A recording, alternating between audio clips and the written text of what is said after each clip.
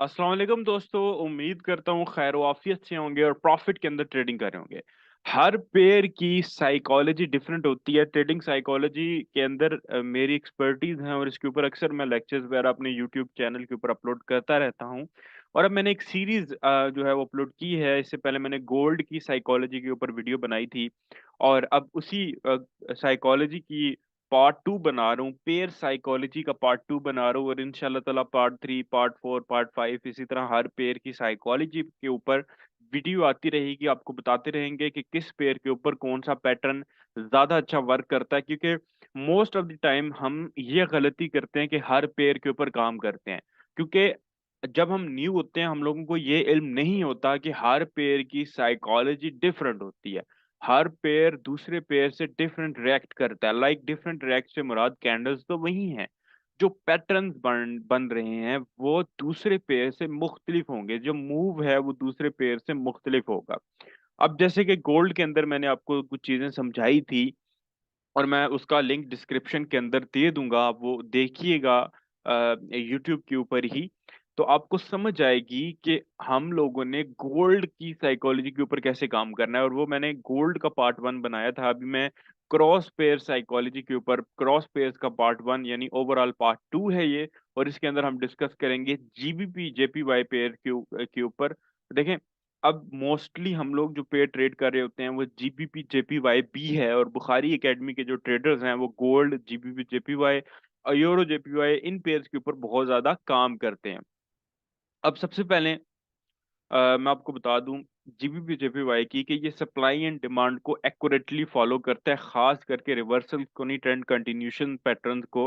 Like rally base rally, drop base drop base drop. अगर आप supply and demand के trader हो तो इन ट्रेंड कंटिन्यूशन पैटर्न्स को ये बहुत ज्यादा अच्छे तरीके से फॉलो करता है और इसके ऊपर काम भी करता है। ठीक है, इसी तरह और जब भी ये ट्रेंडिंग में होता है, लाइक एक ट्रेंड चल पड़ा है इसका। और एक चीज मैं आपको बताता चलूं, क्रॉस पेयर्स के बारे में, अमूमन मेजर पेयर्स के बारे में ऐसा तस्वुर कम पाया जाता है, या अमूमन तब पाया जाता है जब बहुत बड़ी कोई फंडामेंटल्स हों, तब ऐसा रिएक्ट करता है। जितने भी क्रॉस पेयर्स हैं ये लॉन्ग टर्म जब ट्रेंड में जाते हैं ना तो ट्रेंड में ही रहते हैं। जब बुलिश ट्रेंड में होंगे तो बुलिश में ही रहेंगे, एक अरसे तक बुलिश में रहेंगे, एक साल भी रह सकते हैं वो। जब बीरिश में जाते हैं तो वो एक बीरिश ट्रेंड को ऑक्युपाई करके उसी के अंदर चलते रहते हैं। और शॉर्टर टाइम फ्रेम्स के ऊपर उनका ट्रेंड चलता रहता है, लेकिन साइकिल वही रहता है कि बाय जा रहे हैं जाते जाएंगे जाते जाएंगे, सेल जा रहे हैं जाते जाएंगे जाते जाएंगे। डी वन पे वो तो महीनों में चलेगा, एच वन पे भी शायद दिनों में गेम चलती रहे। तो ऑलवेज वो ट्रेंड कंटिन्यूशन पैटर्न्स जो आपने पढ़े हैं, जैसा कि हमने सप्लाई एंड डिमांड का तस्करा भी किया, इसी तरह हम पीनट फ्लैग ट्रायंगल्स का तस्करा कर रहे हैं। जो कैटेगरी है, हमने देखे रिवर्सल का कहीं पे जिक्र अभी तक नहीं किया। पीनट फ्लैग, और मैं यहाँ पे नाम ले लेता हूँ, ऐड कर देता हूँ जितने भी प्राइस सेक्शंस में ट्रायंगल्स हैं। फिर एक और पॉइंट यहाँ पे लिखा हुआ नजर आपको आ रहा है, some cross pairs don't work on T and hit S Ls. देखें, एस एल हंटिंग होती है फॉरेक्स के तमाम पेयर्स के अंदर होती है, लेकिन एस एल हंटिंग के बादशाह होते हैं जो आपके क्रॉस पेयर्स होते हैं। इसके इसके इसको अगर आपने ट्रेड करना है तो आपको एस एल हेल्दी लगाना पड़ेगा, या आपको फार्मूला एक्स जो आपको पढ़ाया गया था उसको लाजमी फॉलो करना है, या अपना एस एल को ऑलवेज हेल्दी रखना है, इस सोच के साथ कि आपके साथ ये लाजमी कुछ ना कुछ गड़बड़ करेगा। अब चार्ट के ऊपर चलते हैं प्यारे बच्चों। जो चीजें हम चार्ट के ऊपर डिस्कस कर सकते हैं वो यहाँ पे हम लोग नहीं कर सकते। देखिए, जब भी एनालिसिस करने हो, लाइक आपने कोई एनालिसिस स्टार्ट करने हैं, एक आपका ट्रेंड देखने का टाइम फ्रेम होना चाहिए, एक आपका एंट्री पॉइंट का टाइम फ्रेम होना चाहिए। कम से कम 2 से 3 टाइम फ्रेम्स को आपको साथ मिला के काम करना है। अब ट्रेंड में डी वन पे देखूंगा, डी वन पे मैं देख रहा था यहाँ पे इस जीबीपी जेपीवाई को, कि यहाँ से यहाँ तक मार्केट पहले बाय में रही है और न जाने कितने ऐसे ट्रेंड कंटिन्यूशन पैटर्न्स बने होंगे जो यहाँ से यहाँ तक मार्केट को बाय लेके गए हैं।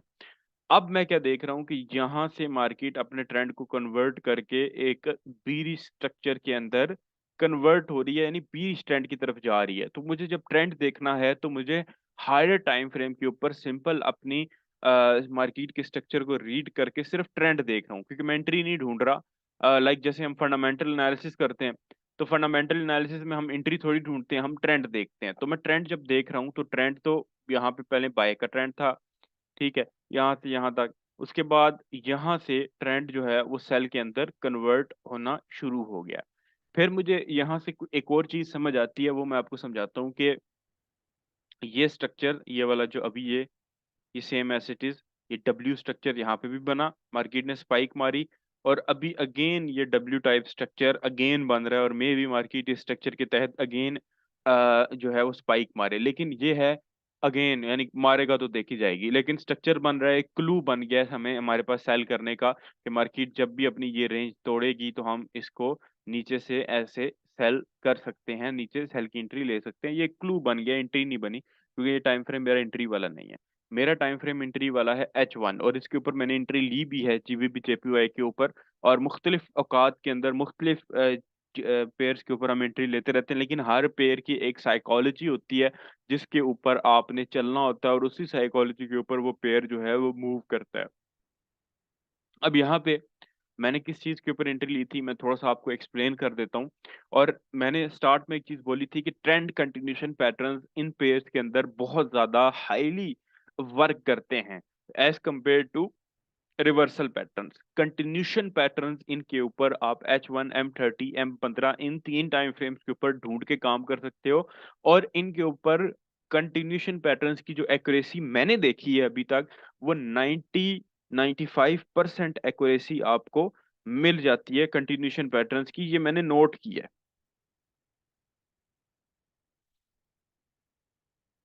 ठीक है, ये मैंने चीज नोट की है। और देखें, टाइम टू टाइम जब आप टाइम गुजारते हैं ना किसी भी पेयर के अंदर, तो आपकी साइकोलॉजी बनती है, आपको समझ आती है। मेन चीज आपका मेथड है, मेथड कंप्लीट हो गया, अब आपने जो वर्किंग करनी है वो अपनी साइकोलॉजी के ऊपर करनी है।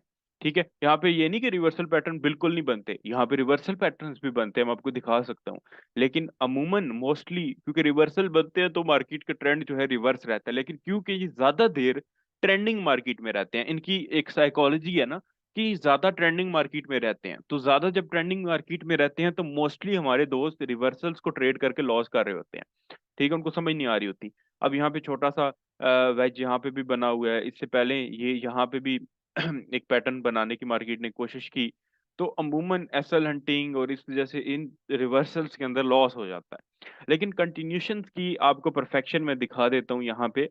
अब यहाँ पे लास्ट मैंने भी ट्रेड किया एक एक पैटर्न को, मैं आपको स्टेप बाय स्टेप गाइड करता हूँ उस पैटर्न से रिलेटेड चीजों को। अब यहाँ पे ये एक पैटर्न जो है बना था रिसेंटली, ठीक है, इसको पीनट कहते हैं। हम लोगों ने ये ऑलमोस्ट प्राइस एक्शन के अंदर तो पड़ा हुआ है, हर प्राइस एक्शन ट्रेडर को ये पीनट आता है। अब ये पीनट है, और इसके अंदर उसके बाद मार्केट ने एसएल हंटिंग भी की है जिसका मैं जिक्र कर रहा था। ये देखें, ये रही एसएल हंटिंग, मार्केट ने पहले ब्रेकआउट दिया, ठीक है, फिर मार्केट ने एसएल हंटिंग की, और फिर मार्केट डाउन गई है।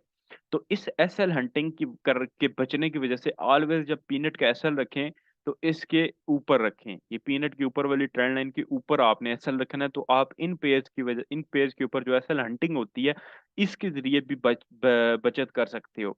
तो एसएल हेल्दी लगाना है, क्योंकि एक्यूरेसी आपको मिल रही है 90-95%, और रिस्क एंड रिवॉर्ड रेशो आपको कम से कम 1/3 1/4 उठाना ही उठाना है। अब यहाँ पे ये पेयर हो गया, एक पीनट हो गया, मैं आपको मल्टीपल एक ही जगह पे ट्रेंड कंटिन्यूशन पैटर्न्स दिखा सकता हूँ।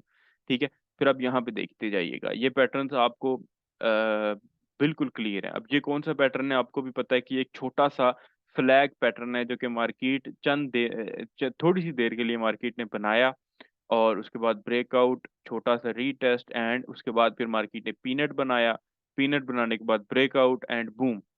तो यहाँ पे आपके सामने देखते देखते आपके दो जो हैं वो आपको कंटिन्यूशन पैटर्न्स मिल गए हैं।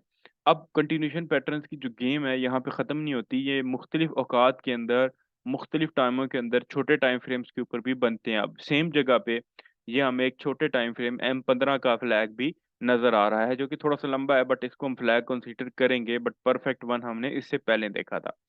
अब मार्केट के अंदर जितने भी आप क्रॉस पेयर्स को वेन एवर आप ट्रेड करो, सबसे पहले आप D1 पे जाके हायर लो हायर हाई देख लो जाके।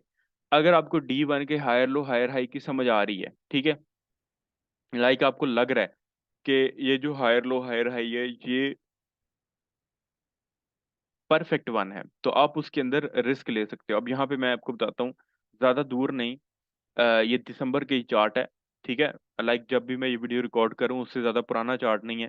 यहाँ पे भी मेरे पास एक पैटर्न और बना हुआ है, और इस पैटर्न को हम अमूमन कहते हैं असेंडिंग ट्रायंगल, और इसके अंदर भी मार्केट ने ब्रेकआउट दिया, फेक आउट दिया, ठीक है, रीटेस्ट किया एंड बूम गई। तो फेक आउट तो मस्ट है भाई।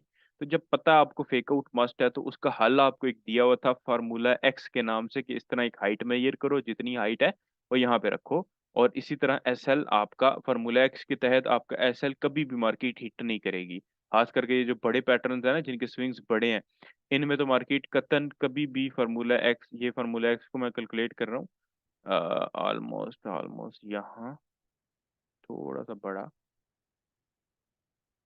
ऐसे, ठीक है, इतना काफी है।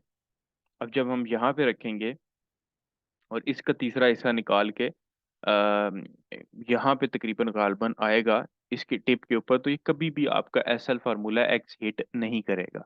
तो आप क्रॉस पेयर्स में खास करके जीबीबी जेपीवाई का मैं आपको बता रहा हूँ कि बेतहाशा ऐसे पैटर्न्स, ट्रेंड लाइंस जो कि ट्रेंड कंटिन्यूशन पैटर्न्स के तौर पे मदद करती हैं, हेल्प आउट करती हैं, बहुत ज्यादा आपको आम मिलेंगी। लाइक अब कुछ पैटर्न्स हैं जो कि नायाब हैं, लेकिन अब ये सिंपल ट्रेंड लाइन तो कोई नायाब चीज नहीं है ना, ठीक है, ये सिंपल ट्रेंड लाइन तो कोई नायाब चीज नहीं है। तो ट्रेंड के अगेंस्ट आपने नहीं जाना, ट्रेंड के जिस साइड का ट्रेंड चल रहा हो उसके ऊपर अगर आप काम करते हो, तो मार्केट कभी भी आपके अगेंस्ट नहीं मूव करेगी।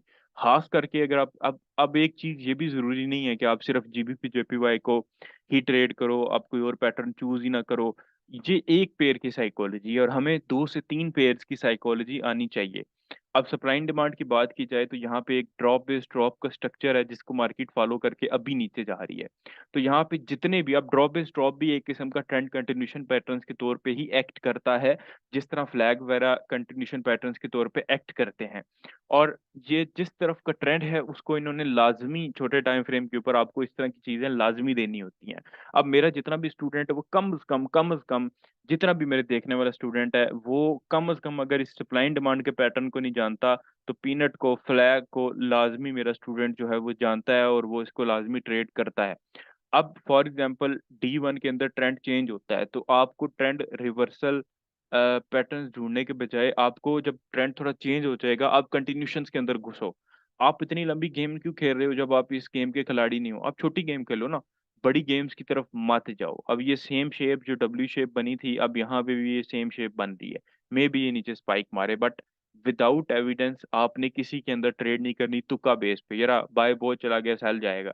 नहीं भाई, ये तुक्का बेस है, और ये तुक्का बेस मार्केट इसको फॉलो नहीं करती, मार्केट इसको फॉलो करने की या करने का पाबंद नहीं है।